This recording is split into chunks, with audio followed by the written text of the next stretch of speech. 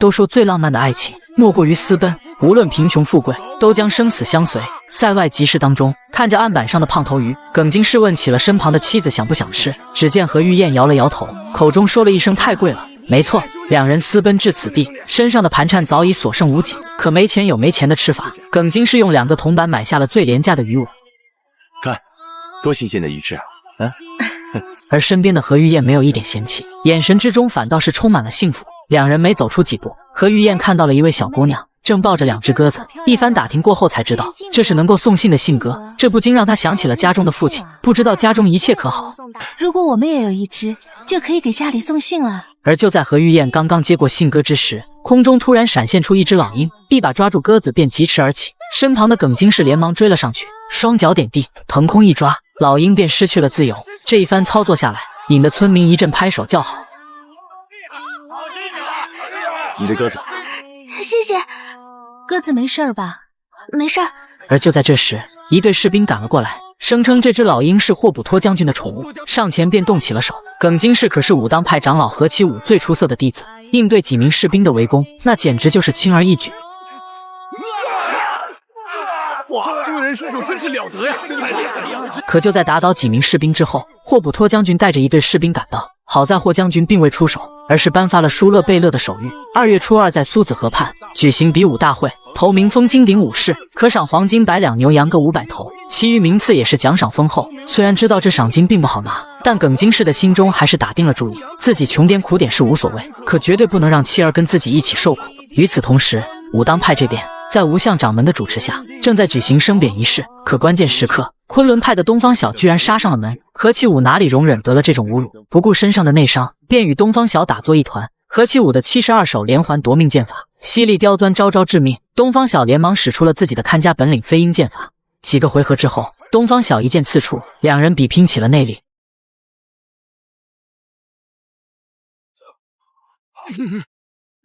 结果本就内伤未愈的何其武稍逊一筹，东方晓刚转身离去，何其武便半跪在地。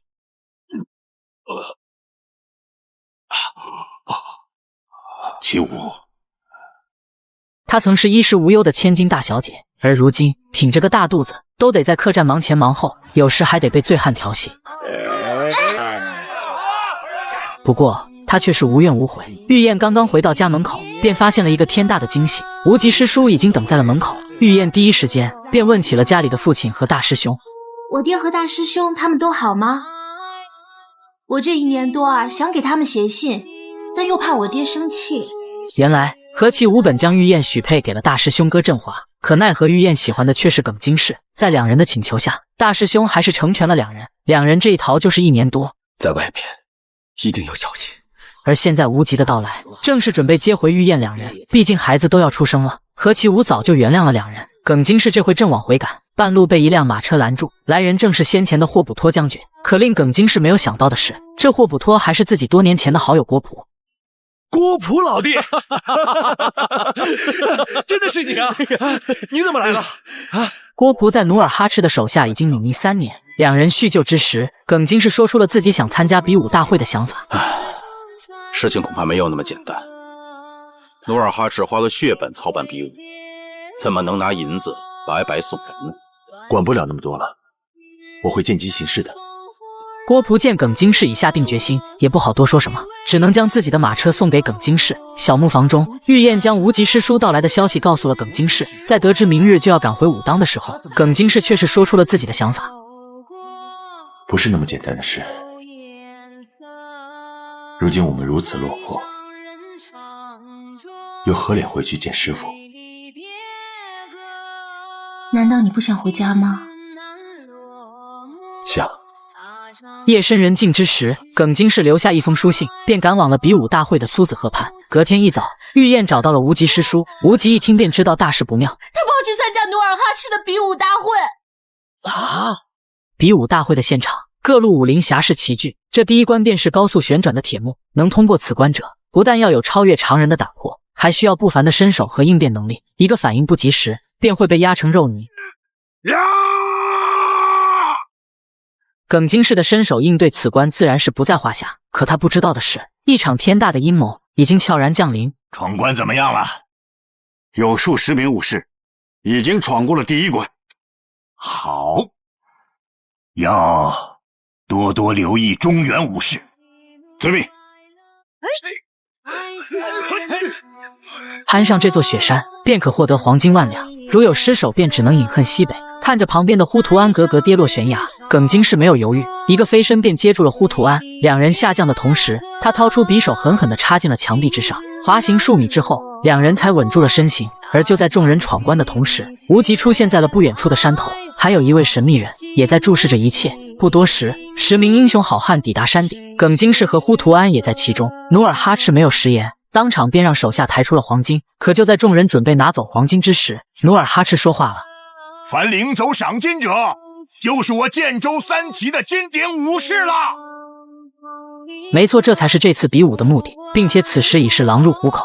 众人如有不投靠者，结果便只有一个。如果你们今天归降，我们黄金奉上；如果敢抵抗，他就是下场。看着小弟的惨死，左伦第一个屈服，而剩下的关外豪杰也是没有多话。场上只剩下耿京是几个中原武者，不知何去何从。努尔哈赤把心一横，便让手下弓箭伺候。一轮射击下来，便只剩下了耿京是一人。面对数十位士兵的袭击，耿京是从容淡定，长剑出手，士兵便倒了一地。左伦等人很快也加入了围攻，可耿京是依旧是游刃有余，长剑一指，万军从中直取努尔哈赤的头颅。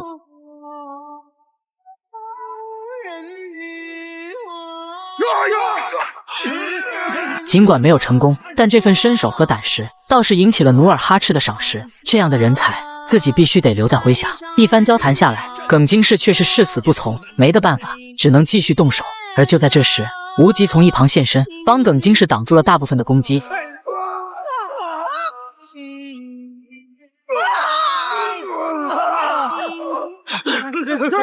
师叔，京师快走！而就在两人准备退走之时，先前的神秘人出现，一个偷袭正中无极的腹部，被打出几米开外的无极再次腾空。神秘人同时运功，两人在空中对拼一掌。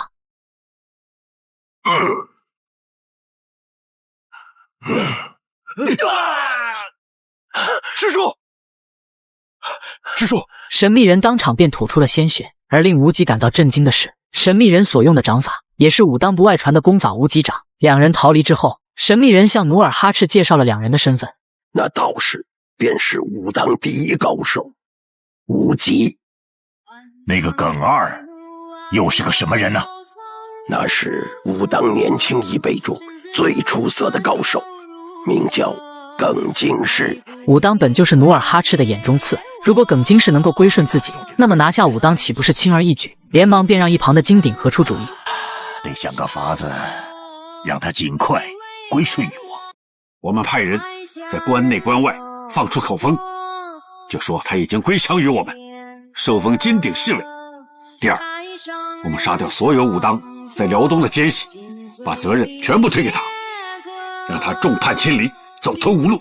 不得不说，金鼎和作为努尔哈赤手下的第一位猛将，既有胆量又有计谋。耿京是在回去接玉燕的路上，再次碰上了前来告密的郭璞。郭璞先是告知了耿京氏，努尔哈赤已经安排了大军追捕，随后又递上了一封书信，说自己即将去京城述职，日后可凭书信联系。而在客栈疗伤的无极，这回又遭到了神秘人的袭击。可两人刚刚过上一招，又一个黑衣人闯入，用一套七星剑法帮无极挡住了神秘人。无极虽然猜不到两人的身份，但他至少可以肯定武当派有努尔哈赤的奸细。耿京氏接上玉燕之后，便急忙赶往了无极所在的客栈。而耿京氏没有注意到的是，客栈当中的客人早已变成了努尔哈赤的手下。耿京氏和无极刚从房间下楼，便发现玉燕已被呼图安架住，客栈大厅也已经被围得水泄不通。一言不合，金鼎和就先对玉燕下起了毒手。好在呼图安眼疾手快，当场便护住了玉燕。呼图安，你敢背叛我！有了呼图安的反水，几人便轻松多了。无极虽然身受重伤，可也不是这几十号人可以对付的。几个回合下来，客栈中的士兵便倒了一地。耿京是抓住机会，带着玉燕连忙逃跑。无极一个腾空，在击出一掌之后，也是跳上了疾驰的马车。而金鼎和并未如此轻易地放过几人，骑上战马便再次追了上去。呼图安知道，就此情形，耿京氏三人肯定逃脱不了，骑着圣鹿便来到了耿京氏的后方。一个口哨声过后，一群野鹿冲了出来，金鼎和的战马顿时就被吓得停住了脚步。关口城墙之下，不少中原武士都在议论纷纷，口中不断问候着走狗之类的话语。正准备入关的三人靠近一看，耿京氏的心突然就凉了半截，想必这中原武林已再无自己的容身之所。而就在三人走到关口之时，一队女真族的士兵冲了过来，无极让耿京氏和玉燕先入关口，自己先抵挡一阵子。可谁也没想到，这一荡便再也回不去了。看着紧追不舍的金鼎和几人，无极运足了内功，一掌拍在了眼前的马车上。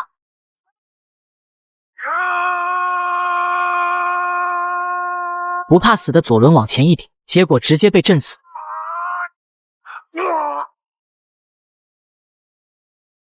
看着飞檐走壁的无极，金鼎和弯弓搭箭，一箭射出，正中无极的后背。而这回的士兵也是急忙射箭。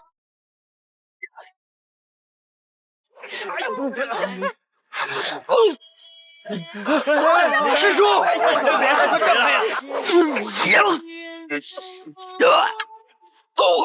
师叔，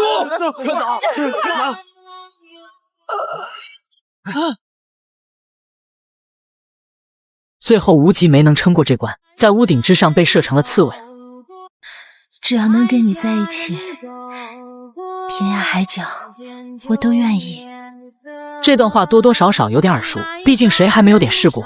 在无极师叔被射成刺猬之后，耿京氏两人也摆脱了金鼎和的追捕，可走狗之名已经背上，两人为了不被中原武林追杀，只能选择走羊肠小道，一路景色美不胜收。在长途跋涉数日之后，两人终于抵达了武当山脚之下。考虑到玉燕的大肚子，两人决定在碑楼之中先待上一晚，隔天再上山回家。酒馆当中，大师兄戈震军刚刚坐下，便听到了旁边几位汉子在议论耿京氏成为走狗的事情。当年的那段记忆再次出现在脑海当中。在放走玉燕和耿京氏私奔之后，戈震军便准备拔剑自刎，可关键时刻却被清风针、常五娘阻止。原因只有一个，常五娘就喜欢这款凶猛的汉子。因为我喜欢你啊。耿京氏这边为了明天见到何其武的时候，妻子不用看师傅的脸色，决定深夜先赶回武当给师傅道个歉。可他怎么也没想到，这一去却是惹上了大麻烦。何其武自从上次跟东方小比拼之后，就一直在疗养内伤，这回都还没反应过来，努尔哈赤麾下的神秘人便找上了门，一掌下去，何其武没有任何的反抗之力，便匆匆去了西天报道。而耿京氏恰好在此时赶到，一看师傅被谋杀，师傅！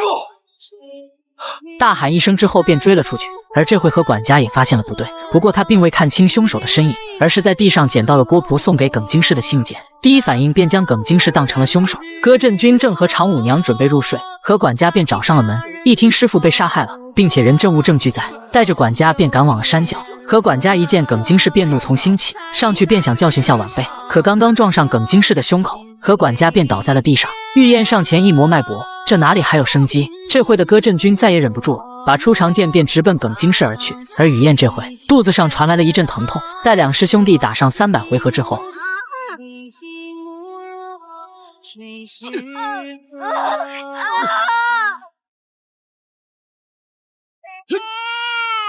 一声婴儿的哭闹声响起，雨燕生下了一个大胖小子。耿京氏没有管一旁的戈震军，连忙跑到了宝宝的面前。戈震军把心一横，一剑刺出，便给了耿京氏一个透心凉。武当山里有内奸，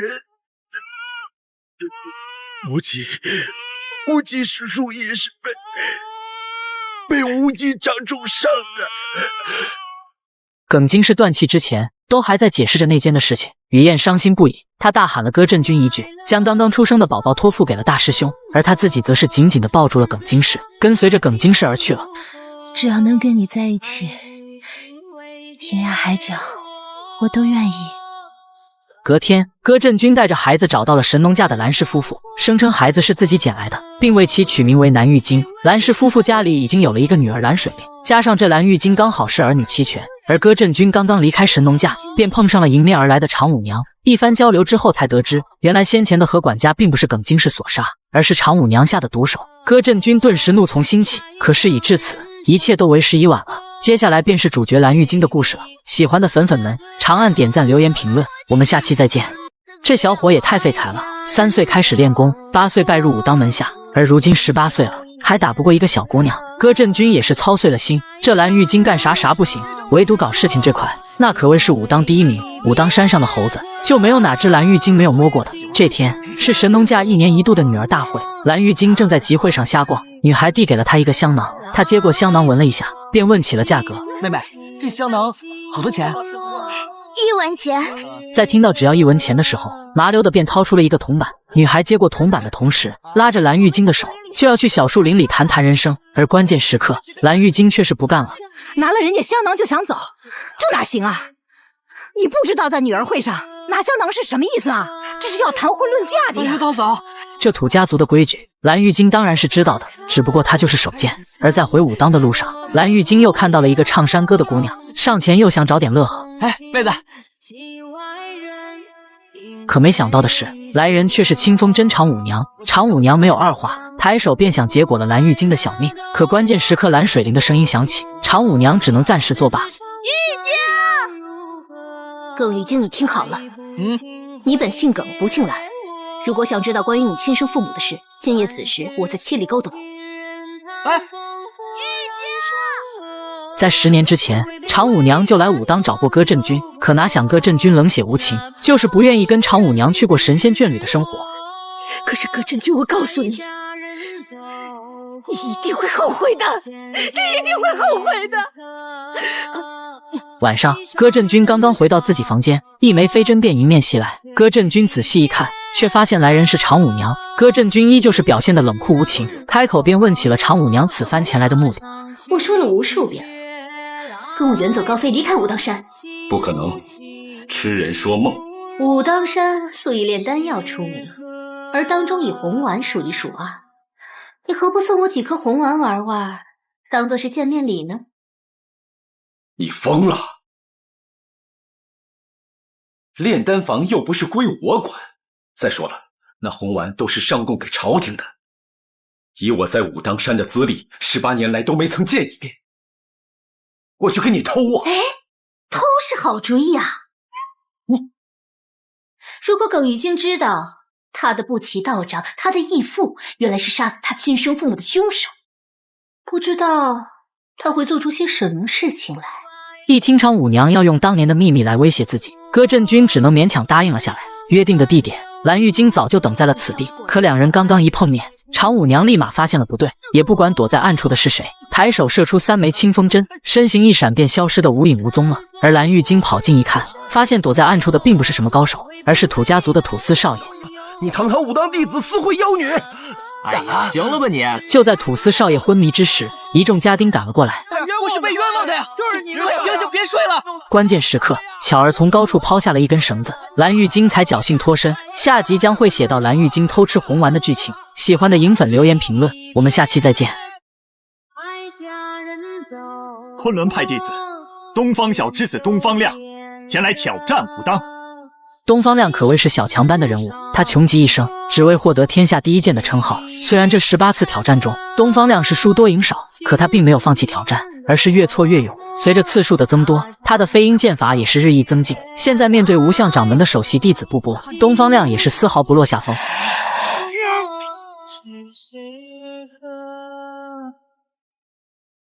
两人大战300回合，也是不分胜负。躲在一旁偷看的蓝玉京可是气得不行，自认为要是自己出手，指定能打哭东方亮。杨拜懂吗？懂了。这不，东方亮正走在下山的小路上，蓝玉京便暗中出手了。只不过这种雕虫小技，东方亮压根就没看在眼中。蓝玉京一看情况不对，便转身就跑，可没能跑出去多远，蓝玉京便被挡住了去路，飞身一脚就被踹出几米开外。当真正对上东方亮的时候，蓝玉京才知道自己就像是个3岁小孩。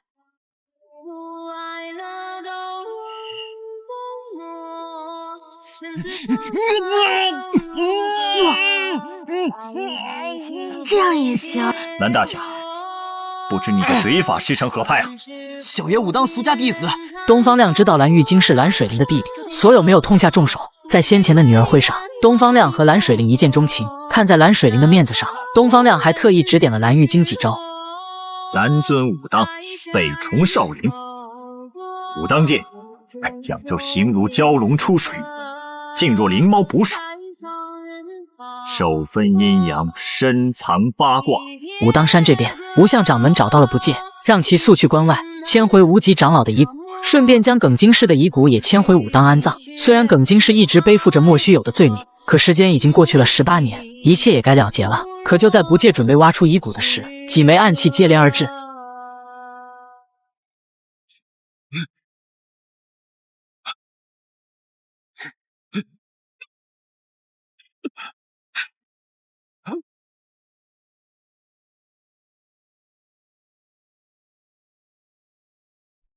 唐门门主唐二现出了身形，没有多余的二话，出手便是狠招。两人眨眼之间已过数百招，而就在两人打得难舍难分之时，神秘人突然闪出，一招无极斩便放倒了不戒。然而这一切都被不远处的武当俗家弟子牟一羽看在眼中。待唐二两人离去之后，牟一羽急忙运功救治，而蓝玉京这边这回又和巧儿准备搞事情。他们这次打起了狼梅的主意，狼梅可是上贡给朝廷的贡品，时时刻刻有弟子把守。不过这根本就难不倒两人。而就在两人准备下手之时，一个身影突然出现。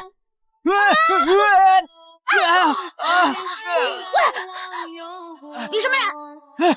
来人正是先前杀害不戒的凶手唐二。眼前这个小子太胆大了，就连供奉朝廷的供果都敢下手，而关键时刻却是杀出来个唐二。你要找谁啊？我要找一个叫耿玉京的孩子。不好！一听唐二要寻找一个叫耿玉京的孩子，蓝玉京立马便知道大事不好，抓起狼梅树的铃铛便摇了起来，接着便想跑路。唐二急忙甩出一枚暗器，可惜只能伤了蓝玉京的手臂。师祖，不好了！蓝玉京他偷吃了供果。而无量长老一听蓝玉京竟然敢偷吃供果，立马派出了弟子缉拿。在逃跑当中，两人跑散，蓝玉京直接躲到了丹房之上。站住！你怎么敢擅入丹房？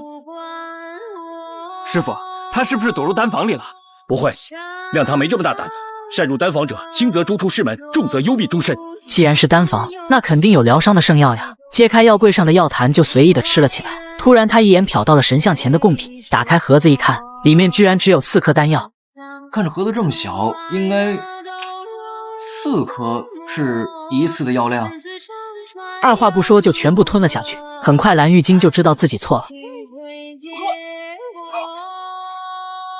就在1个时辰之前，这4枚丹药才刚刚出炉。无相掌门可是收集了数年的材料，炼制了77 49天，才炼制出了4颗红丸。本来是要进贡给皇上的，没想到却被蓝玉京当成糖果给吃了。而与此同时，无相掌门收到了一个不好的消息，还剩一口气的不戒被牟一羽带回了武当。无相掌门先让不闻请来了无量。无量在查看了不戒的伤势之后，立马让戈震军持自己的令牌前往丹房取红丸救治。而丹房之中，神秘人突然出现，看着地上的蓝玉京和空空的盒子，神秘人便知道了一切。而令人疑惑的是，神秘人却是突然出手护住了蓝玉京的心脉。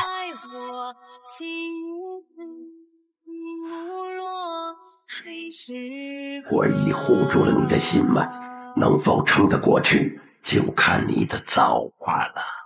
接着他又掏出了3颗红丸，依次放入了盒子当中。而这回的戈震军赶了过来，一看地上的蓝玉京和盒子中的红丸，心中立马有了主意。本来他就答应长武娘盗取红丸的事情，眼下正是绝佳的机会。玉京，你依附我，本不想利用你来做这盗取红丸之事，可你4次偷吃红丸，既然你已经吃了1颗，那就为义父再多承担1颗吧。无相掌门的蓝玉京的事情后，先给不戒喂了1颗红丸，然后查看起了蓝玉京的情况。一看有高人出手护住了蓝玉京的心脉，无相掌门便知道武当已经沦陷。不过此时也已经顾不上太多，无相掌门盘坐在地便想运功救治，而一旁的无量长老却是说道：现在又为这顽劣之徒损耗修为，这实在是不值啊！这回的牟一羽也在一旁说道：不如您也服下1颗红丸，这样来救治的话，岂不是更有把握？无相掌门刚刚吞下红丸，一旁的不戒便有了情况。不戒，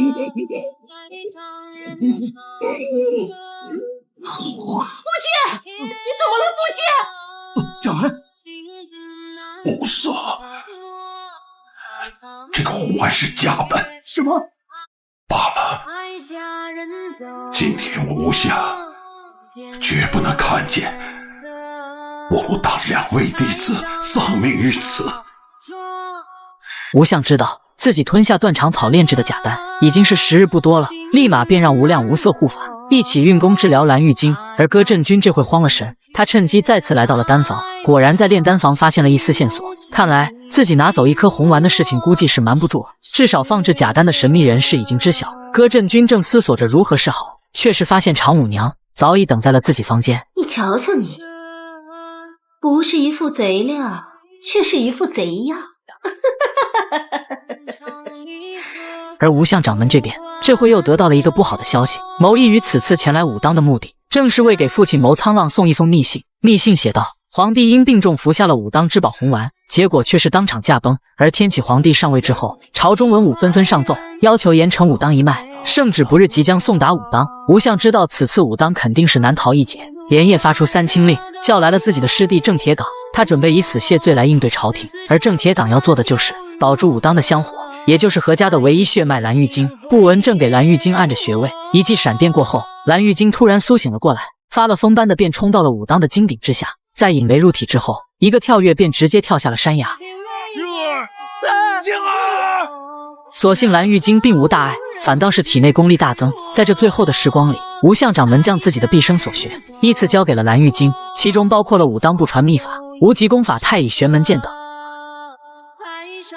又将一些重要的剑谱和武当的镇派之宝无刃剑托付给了郑铁岗。而武当的一处密林当中，神秘人正在与无量长老见面。假红丸之事，正是有了无量长老的推波助澜，无相掌门才会中招。而这次神秘人又给了无量一个任务，那就是拉拢戈震军。无量长老很快便找到了戈震军。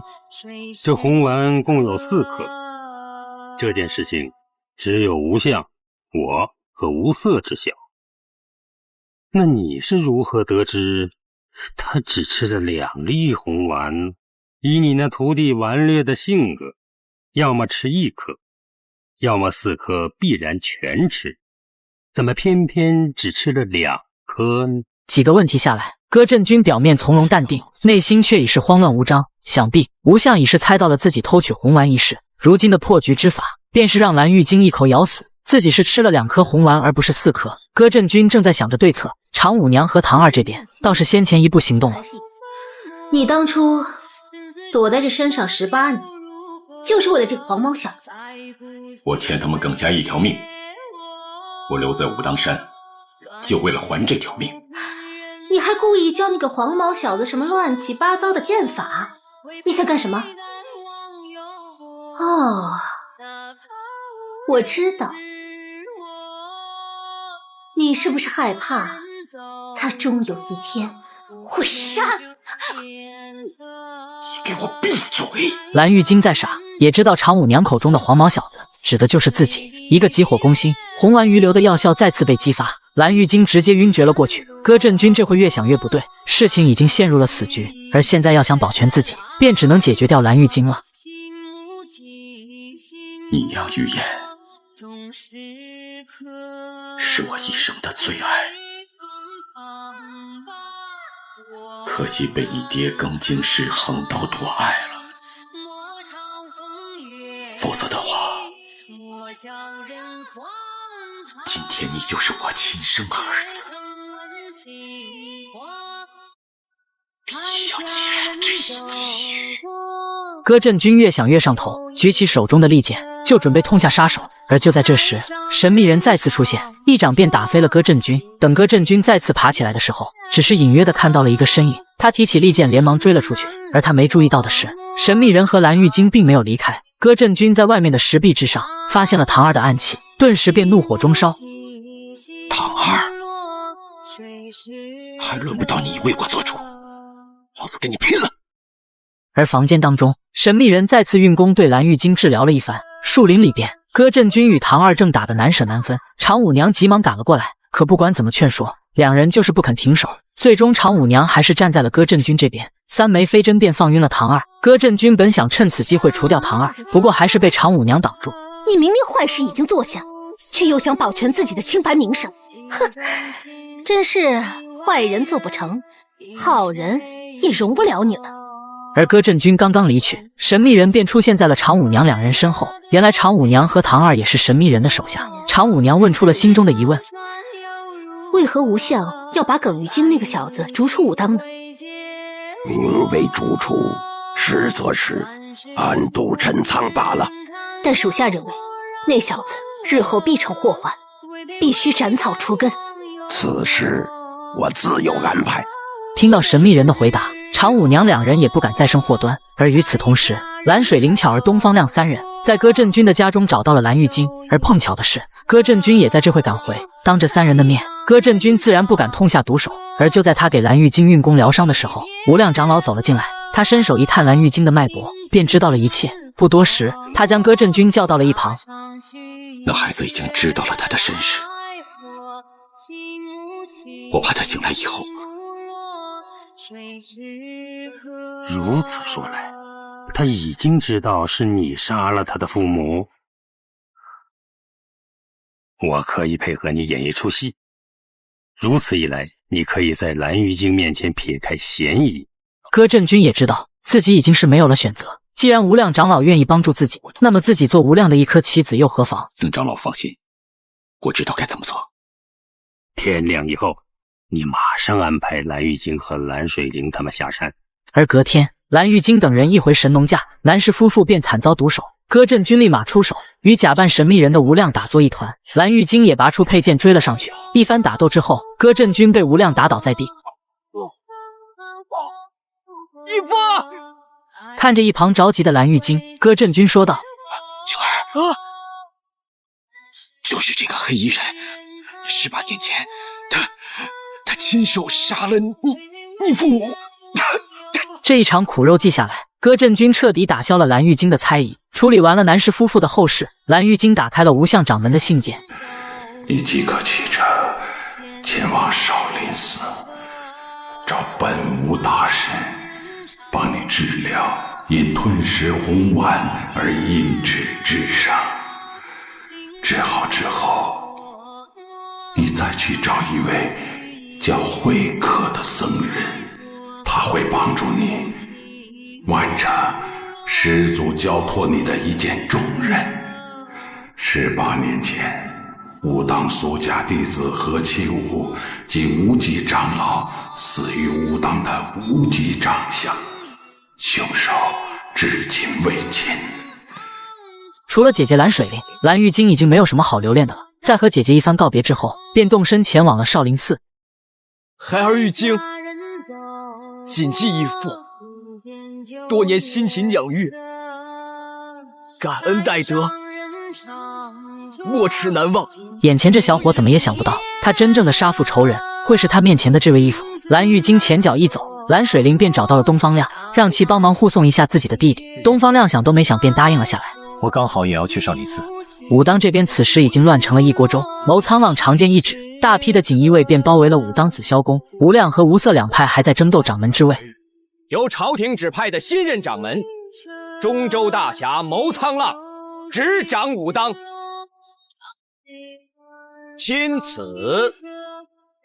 却不曾想被谋苍浪的一指圣旨半路虎。无色长老第一个不服，上前便与谋苍浪打作一团。可令无色长老意外的是，谋苍浪的内力居然远超自己，没能走出几个回合，无色长老便被打倒在地。而谋苍浪的手下鹿晗更是无耻，趁其不备就上前补刀。武当众人在锦衣卫的威胁下彻底沦陷。在武当的金顶之上，谋苍浪见到了无相，而红丸一事的谜团也在这一刻被解开。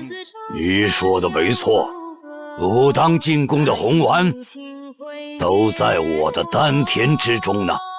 若不是这红丸的纯阳之气与魏公公的纯阴内力相冲，也不会成就了我现在的神功护体。魏公公觊觎天下已久，他不过是利用红丸这个机会而已。太常帝服下的是武当奉上的见血封侯的毒丸，一切皆是宿命。在得知谋苍浪还想打秘籍和无刃古剑的主意，无相掌门大手一挥，直接引得天火入体，在金顶半空化为了尘埃。谋一语一直想不通，谋苍浪为何想要掌管武当？在炼丹房之中，谋苍浪给出了解释：武当山是一座药山，而武当派最擅长的除了剑术，还有炼丹。我要用这些药打造一支属于我谋苍浪的军队，武林就是我的了。而就在父子俩闲聊的同时，巧儿和蓝水灵已经摸进了藏经阁。可就在两人拿到72路夺命剑法的时候，常五娘和唐二突然闪出，两个小姑娘都没来得及还手，便被点住了穴位。唐二那也是个狠人，拿走了秘籍不说，临走之前还从怀着摸出了2个火折子，往地上一抛，便准备让两人丧生火海。好在郑铁岗及时出现，出手便打飞了唐二，还顺便夺回了剑宝。唐二两人一见情况不妙，便急忙跑回了谋苍浪这边。谋苍浪一听藏经阁失火，立马怒从心起，连忙让一旁的谋一羽前去抓人。郑铁岗在树林中被鹿晗两人缠住，而巧儿和蓝水灵在下山的途中不幸碰到了谋一羽，两人上手便和谋一羽打作一团。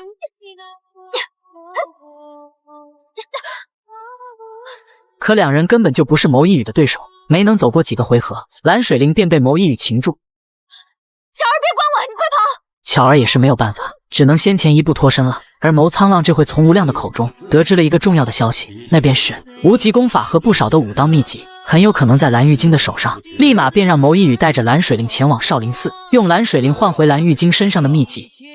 你马上带蓝水灵去少林寺，务必用它换回蓝玉京那本秘籍。孩儿明白。武当72路夺命剑法哪儿搞的？偷的。偷的？哪儿偷的？藏经阁，我从那出来的时候顺手就拿出来了。啊！别看巧儿说的这么云淡风轻，为了得到这本剑谱，他和蓝水灵可是差点被活活烧死，而如今却是可以随手甩给蓝玉京。从武当逃脱之后，巧儿追上了蓝玉京和东方亮，将武当所发生的事情告知了两人。经过这么多的事故之后，蓝玉京开始变得勤奋，一边学习72路夺命剑法，一边和东方亮练手。一段时间下来，蓝玉京已经可以和东方亮走上数百招。这天，三人找到了一处客栈歇息，东方亮正在练习着剑法，突然一发利箭射来。看着纸条上的信息，东方亮便知道表妹西门燕又找上门了，立马收拾一番，和蓝玉京巧儿告别之后，便急忙地赶往了白海城。东方亮还没见到西门燕，倒是先发现了谋一羽和蓝水灵，索性就跟着谋一羽入住了同一家客栈。深夜时分，东方亮撬开了蓝水灵的房门，可就在他帮蓝水灵解开绳子之时，一把长剑刺来，东方亮连忙侧身躲避。谋一羽没有给东方亮喘气的机会，一连数招使出，东方亮被打得连连后退。谋一羽飞身一脚，东方亮便被踹出了房间，而他身上的武当夺命剑谱也掉落在地。谋一羽顿时眼睛一亮，他知道这本秘籍肯定是蓝玉京送给东方亮的。而就在两人僵持的时候，一连数箭射来，东方亮连忙拉起蓝水灵躲到了一旁。来人不是别人，正是东方亮的表妹西门燕。西门燕可不是个好惹的主，打小起就是刁蛮任性，功夫也是比东方亮等人高得多。几个回合下来，谋一羽便败在了西门燕的手上。这丢剑如断头，若依此理，你的这条命此时应该归我们了吧？表哥，抓他的人是我，剑还在我手里攥着呢。不过西门燕并没有为难谋一羽，而是转身便放过了谋一羽。在送走谋一羽之后，西门燕处理起了东方亮的事情。两人打小起就是青梅竹马，他此次前来的目的便是想带东方亮回昆仑山成亲。一看东方亮不肯就范，西门燕便想下点迷药，可不曾想却是被当场逮了现行。东方亮拉着蓝水灵便走出了客栈，而谋一羽一直在等待机会，想再次抓住蓝水灵来威胁蓝玉京，可在等待援兵之时，却是意外给睡着了。一处小山坡上，西门燕再次堵住了东方亮。表哥，我最后问你一句，跟不跟我回去？恕难从命。一看东方亮还是不肯回心转意，拔出小刀便架住了蓝水灵，带着蓝水灵便赶回了昆仑派。其实这一切早在东方亮的预料之中，蓝水灵本来就无处可去，而昆仑派又是谋苍浪不敢招惹的存在，蓝水灵被绑去了昆仑派，无疑不是一件好事。而蓝玉京和郑巧儿这边已经抵达了少林寺边上的小镇，这会两人正准备吃点东西，蓝玉京却是突然发现了常五娘的身影。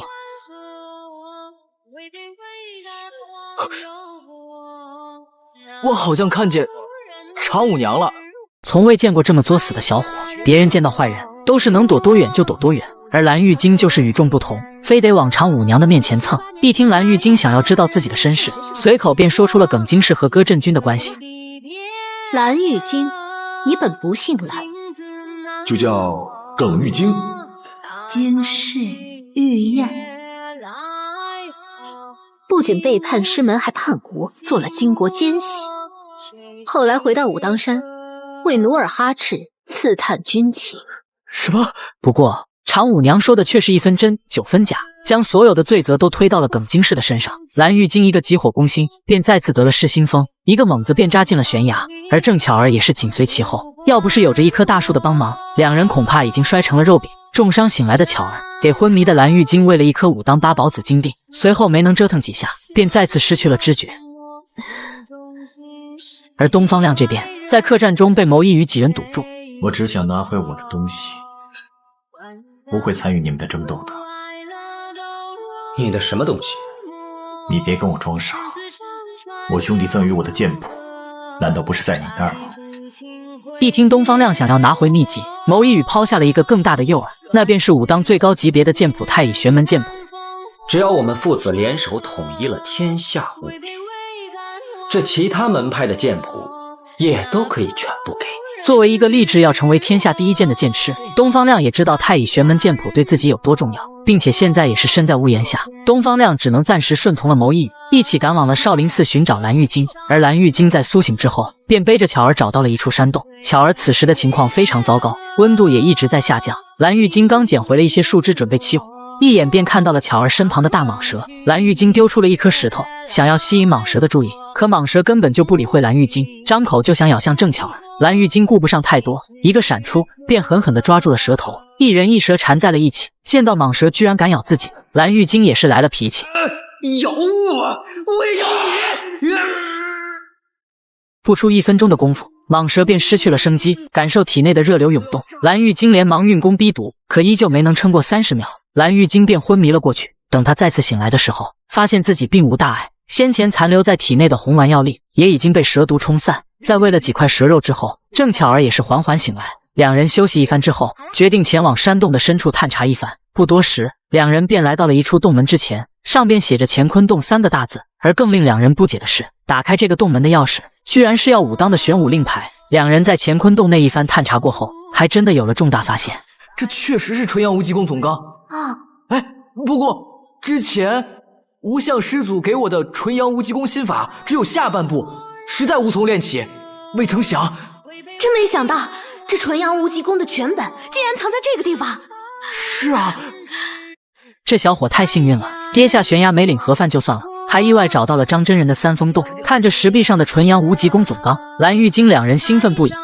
那不如我也练了喽，那样等我练成之后，我们俩出了这山洞，岂不是双剑合璧，天下无敌？好啊好啊，我教你。巧儿本来也想修炼一番，可纯阳无极功只适合没有修炼内功之人。时间一晃而过，神功大成的蓝玉京两人终于来到了少林寺，可在登门拜访的时候，却是遭到了拒绝。施主，不巧了，今天本寺闭门谢客，烦劳施主还是改日再来吧。老和尚伸出2指禅，在蓝玉京脑袋上点了3下，随后一声阿弥陀佛。蓝玉京抛出一个秒懂的眼神，拉着郑巧儿迅速离开。两人来到一处小树林，蓝玉京解释道：本无大师看似一掌，在瞬息间用了3个手势点在了我的头上，他是约我今晚3更见面。这天夜里，蓝玉京果然见到了老和尚。据老和尚所说，朝廷为了不让武林人士反抗统治，派出大批密探，少林寺就是重点监控区域。为了给蓝玉京减少不必要的麻烦，只能闭门谢客。蓝玉京知道老和尚好意，赶紧谢过对方，同时拿出了无相掌门的亲笔书信。原来老和尚和无相掌门交情颇深，蓝玉京偶遇的大蛇，居然是无相掌门送给老和尚的药材，只不过后者不愿杀生，选择把他放归山林，误打误撞解了蓝玉京的红丸之毒。无相掌门在信中说，你要见少林大辽香积厨的烧火僧慧可。对，不知慧可师傅可还在少林啊？我安排慧可和你相见。太好了！少林寺烧火僧慧可干这个职位的都不是常人。郑铁岗告诉蓝玉京，当年蒙面人想偷袭无极，却被黑衣人用7星剑法击退。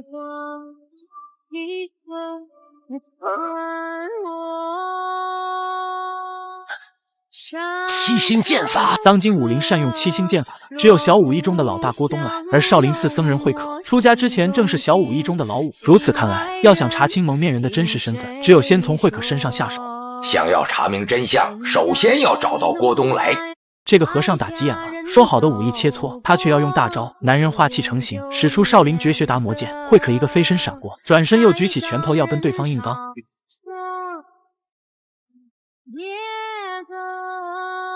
原来这场比武是老和尚故意安排，目的就是给蓝玉京找个得力帮手。显然慧可的实力得到了他的认可，但是两人要想下山，还要经过3轮考验。这第一项就是蓝玉京与圆通的比武。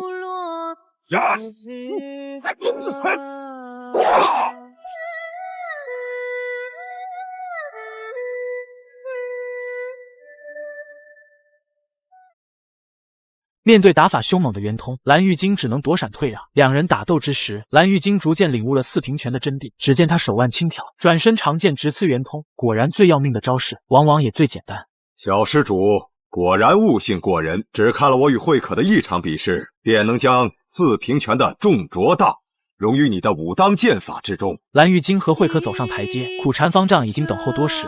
在老衲手下坚持10个数，就算你过了老衲这一关。蓝玉京爆发全身内力，才抗住了这短短的10秒。不仅如此，方丈觉得蓝玉京与少林有缘，还主动为他输送真气。再说这第3关考验，两人来到达摩祖师面壁的地方，在心中默念一声阿弥陀佛，然后手指就捻动一粒捻珠。当这串捻珠你的到上面，我的到下面，今天的功课就算完成了。蓝玉京屏气凝神，和老和尚推起了念珠，念珠之上遍布真气，源源不断的传递给蓝玉京。老和尚见时机成熟，大手一挥，念珠飞入空中，化为粉末，遍洒虚空，无障无碍，坐得蒲团，出得山门。贫僧替无相大师考教过了你的功力，看来他可以安心了。经过少林寺的3轮考验，蓝玉京身上的红丸之毒算是彻底化解。女人对着马场指指点点，她要买匹好马，却觉得这里的都不合适。陆志成远远看到这一幕，不由自主地打起了歪心思。谁说没有好马呀？想要好马，跟我走一趟。他把常五娘单独叫到一边，还说自己就是那匹好马。常五娘也不是善茬，掀起裤腿露出赤峰纹身。陆志成看完就要上手，怎料后方突然冒出来个唐二。大哥，放开我！唐二把陆志成拉到面具人面前。陆志成，此行我要与昆仑派做个了断，你务必助我拿下昆仑山。原来面具人是要利用陆志成昆仑派弟子的身份，让他去挑拨昆仑宫和断魂谷的关系，自己再从中渔翁得利。陆志成拿着拜帖来见西门夫人，告发卢相生在断魂谷招兵买马，想一举拿下昆仑宫。谁料西门夫人却说自己隐退江湖多年，不想多管闲事，直接派人把陆志成赶走。眼见对方不受挑拨，陆志成只能放下狠话。昆仑宫要完了。再说断魂谷这边，陆志成假意向卢相生求助，诬陷西门夫人请了中原高手来对付断魂谷，还说自己在西门夫人面前替卢相生说了几句好话，就被打成重伤。卢相生根本不信，3言2语就打发了陆志成。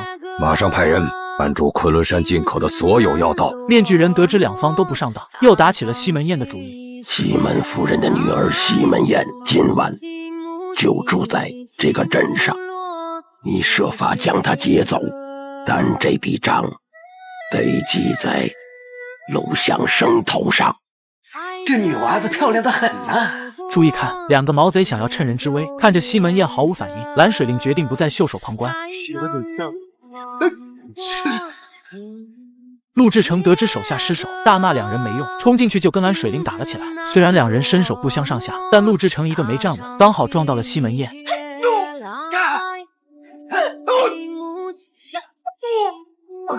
陆志成受伤之后，知道此行难以成事，只能带着小弟迅速离开。西门宴从蓝水灵的口中得知，来人就是为了抓他复命，而且他们对西门宴非常熟悉。他们既知道你的姓名，又知道你每晚练功入定时，对外面的一切都毫无察觉。西门宴越想越不对劲，作为昆仑宫的大小姐，居然在家门口被人偷袭。两人为了调查真相，想找客栈老板问个清楚，没想到对方已经遇害，只有墙上留着没有写完的断魂2字。西门宴推测，想要加害自己的就是断魂，不是段誉，是断魂。这是我见过这部剧里最倒霉的坏蛋。陆志成刚想喝酒解闷，就被断魂谷的3当家带人围了起来。陆志成先前说过，昆仑宫找了3个帮手围攻断魂谷，转眼间过了3天，连个人影都没有见到。陆志成看3当家真要动手，赶紧解释说，确实是3个人，2个男的，1个女的，其中1个还是个和尚。东方亮和牟一宇听到两人对话，觉得陆志成口中所说正是蓝玉京3人。果不其然，经过几天的快马加鞭，蓝玉京终于到达了断魂谷地界。就在众人歇脚之时，茶铺伙计竟然骑走了3人的马匹，会可见情况不对，首当其冲追了上去。眼见马儿就在前方，3人毫不犹豫地跑了过去，不料正中断魂谷布下的陷阱。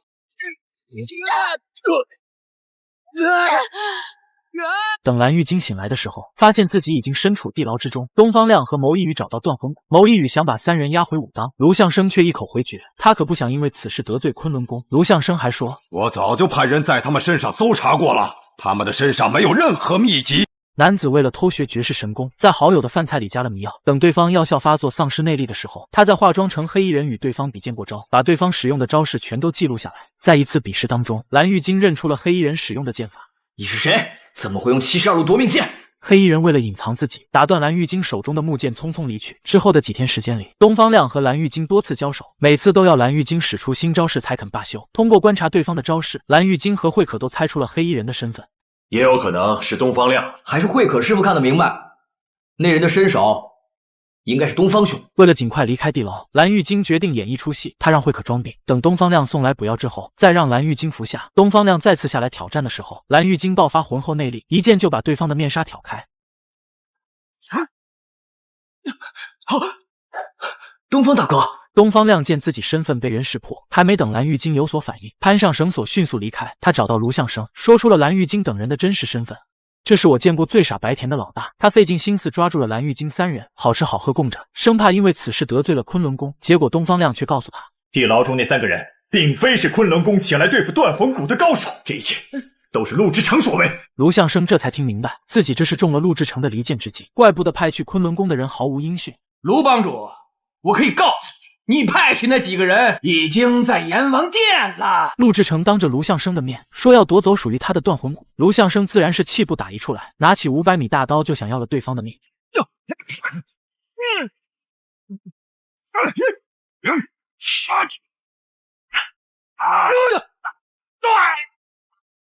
原本陆志成并不是卢象升的对手，怎料周围飞出了牟一宇的手下，两人的加入瞬间改变了战局。不仅卢象升被制服，连东方亮也被扔进了地牢。卢象升见到蓝玉京之后，才明白自己真是个傻白甜。我是结结实实的中了他们的奸计呀！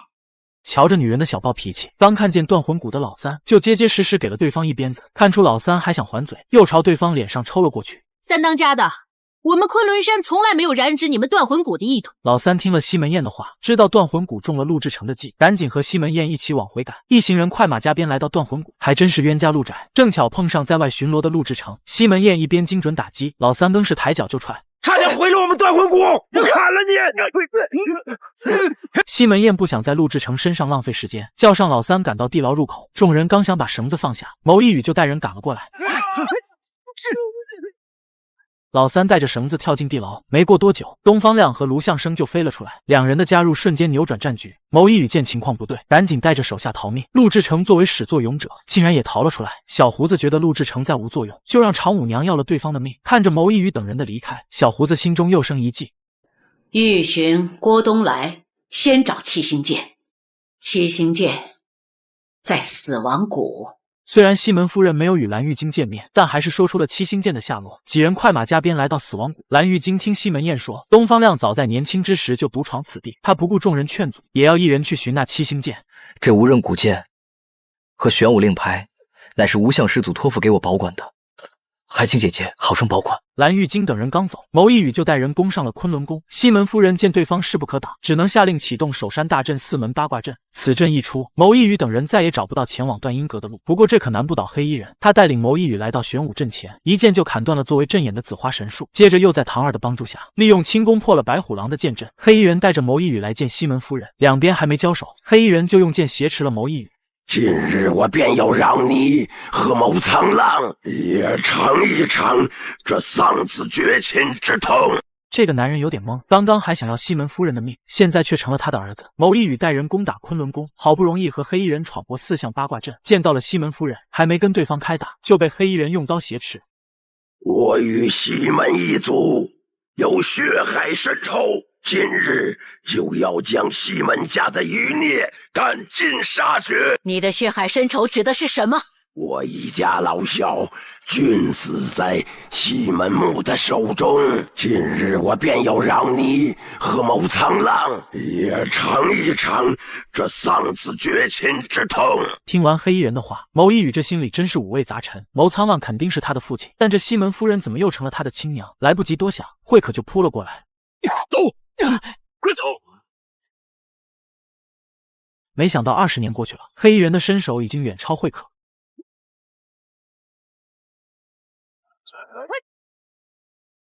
西门夫人也是个花架子，黑衣人一掌就把她打成重伤。慧可见西门夫人受伤，再次冲了出去。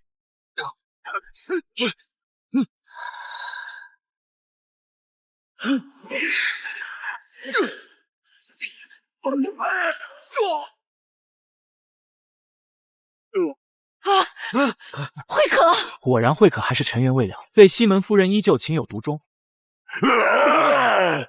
走开！慧可，我不欲取你性命，你不要这样。我知道，今日明珠难逃你的魔掌，就让我为明珠打个前站吧。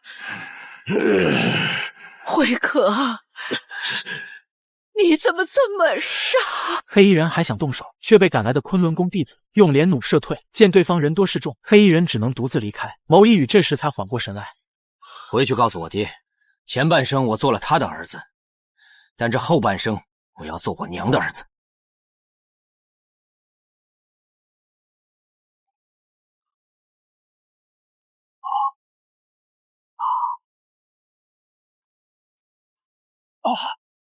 女人想在辽东刺杀努尔哈赤，却被对方的手下赶来阻止。耿玉京看见努尔哈赤受伤，一个飞身扑了过去。您别怕，我们马上给您疗伤。经过男主的一顿输出，努尔哈赤的伤瞬间好了大半。然而他不知道的是，眼前的男人正是18年前加害自己父母的幕后凶手。众人结伴来到赫图阿拉，正好赶上当地举办的比武大赛。金鼎和看出耿玉京是中原人，故意让手下试探他的身手。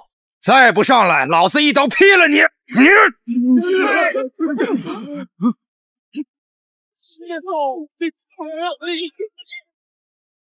没想到如今的耿玉京身手如此了得，七星剑刚一出鞘就制服了金鼎武士。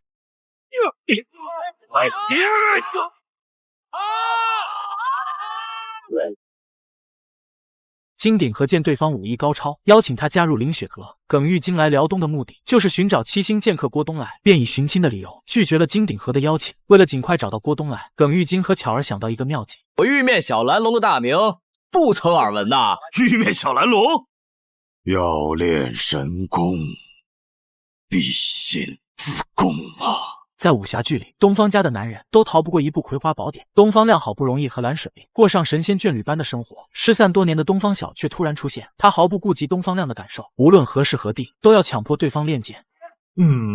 亮儿，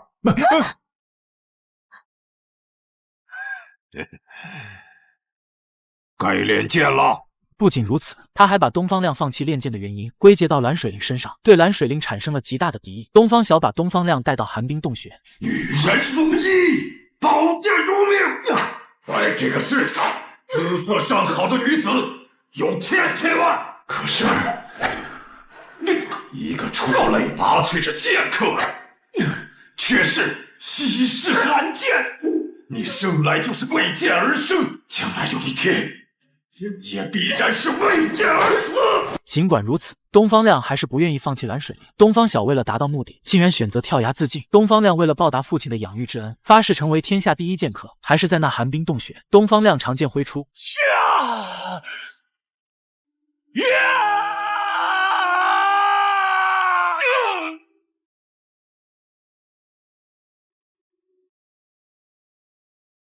许多天后，东方亮终于完成了东方晓的遗愿，一代剑神横空出世。男人举起茶壶，轻轻品了一口，还没觉出味道，就见一人从天而降，来人正是武功大成的耿玉京。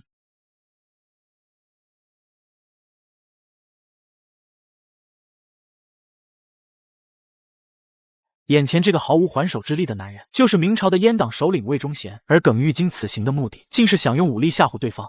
从今以后，你要是再敢残害忠良，哪怕是天涯海角，小爷我也能取走你的项上人头。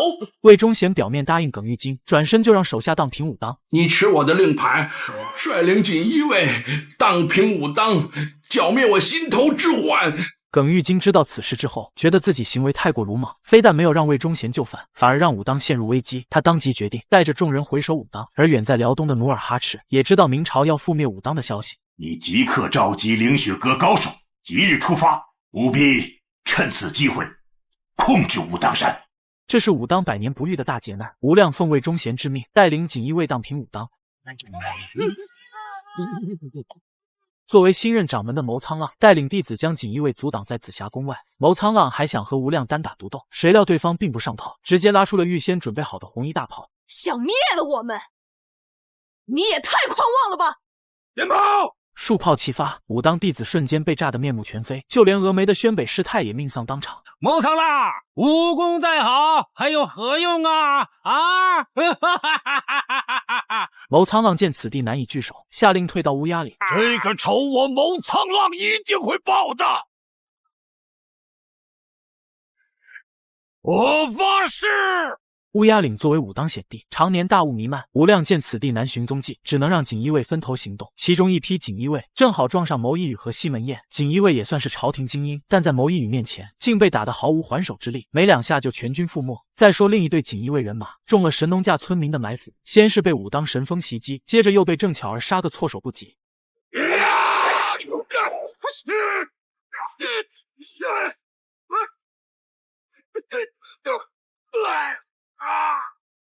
无量带领的锦衣卫主力，则是碰上了再次躲避的谋苍浪。不过让谋苍浪没有想到的是，黑衣人和林雪阁也和无量走到了一起。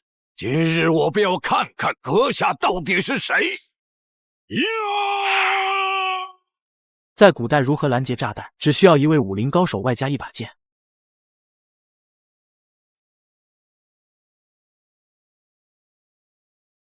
当男主忙着刷小怪升级的时候，乌鸦岭已经开始大决战。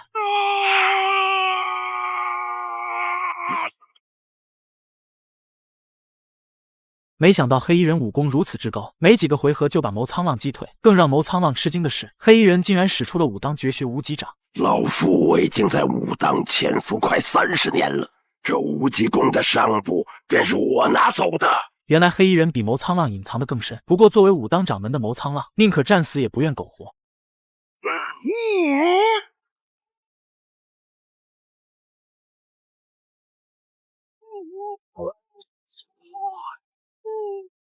可怜的谋苍浪，掌门之位还没坐稳，就被黑衣人取了性命。牟一羽见父亲遇害，冲上去就和黑衣人打了起来。虽然牟一羽的功夫要强过谋苍浪，但还远不是黑衣人的对手，没几个回合就败下阵来。好在对方还有更重要的事情要做，要不然牟一羽也要命丧当场。先回金鼎。这是武当山上的最后一战，唐二刚想炸毁金鼎，就被耿玉京飞剑挟持。原来这群人当中，只有唐二会火药之术。没有他，我们还有大炮，要杀你们便杀。唐娘，你疯了！葛振军和唐二是常五娘最爱的2个男人。早在无量加害葛振军的时候，常五娘就对他怀恨在心。如今无量又对唐二的性命置之不理，常五娘自然是不答应。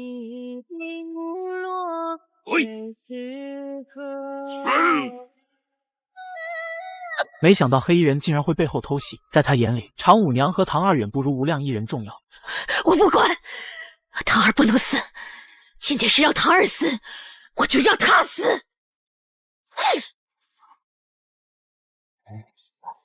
作为本剧里最出彩的常五娘，最终还是惨死在自己的清风针之下。二爷，我这辈子最爱的是他，但最后陪在我身边的却是你。看着常五娘为自己而死，他自知不是黑衣人的对手，抱着五娘默默离开。眼下金鼎之上再无外人，黑衣人终于摘下面具。这是金鼎之上的最后一战，东方亮飞剑归鞘，接着就跟无量玩起了猫捉老鼠的游戏。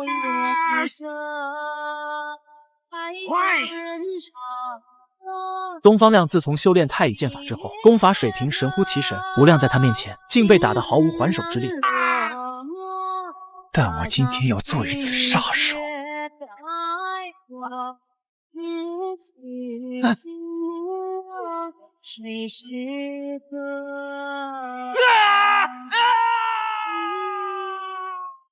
黑衣人和郭璞可谓是渊源颇深，当年七星剑客郭东来就是遭黑衣人偷袭殒命，如今七星剑传人再战黑衣人，两方定要一较高下。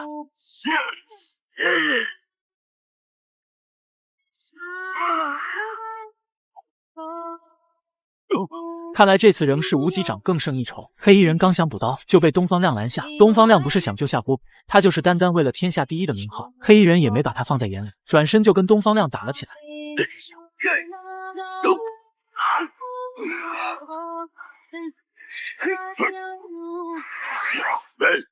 两人交手之际，耿玉京和金鼎和也已经分出胜负。只见耿玉京挥动长剑，在身前挥起了太极八卦掌，之后又以每秒100米的速度突袭，眨眼间就取了金鼎和的性命。眼下金鼎之上只剩3人，黑衣人都不是东方亮的对手，更别提要以1敌2了。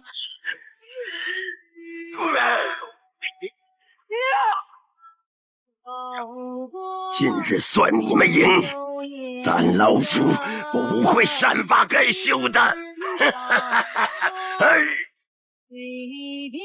随着黑衣人出逃，金鼎之战终于落下帷幕。不过东方亮还想和耿玉京再战一场，因为他只想做天下第一。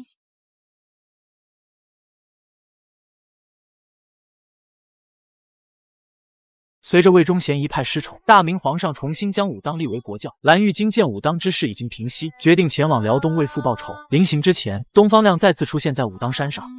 昆仑派传人东方亮前来挑战武当耿玉京。为了满足东方亮的愿望，蓝玉京答应与他一战。只见一红一黑2道身影在空中闪转腾挪，剑锋所到之处，剑芒劈山裂石。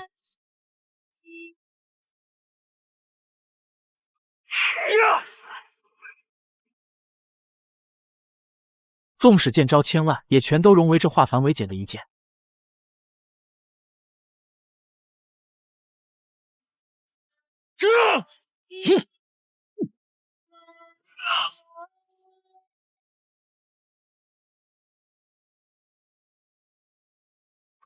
东方亮得偿所愿，成为了天下第一。可是他失去的东西，要比这天下第一的名号还要珍贵。如今的东方亮了无牵挂，他再次来到昆仑山死亡。我便是天下第一剑，我便是天下第一剑。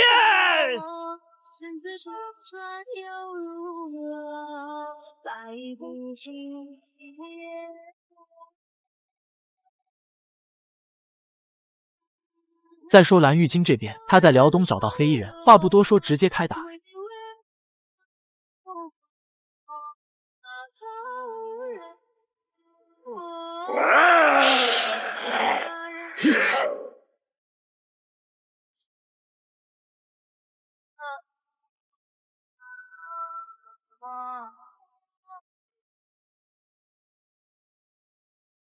原来这就是武当至高绝学终极一剑的威力。如今大仇得报，蓝玉京和郑巧儿决定隐居山林，不再过问江湖之事。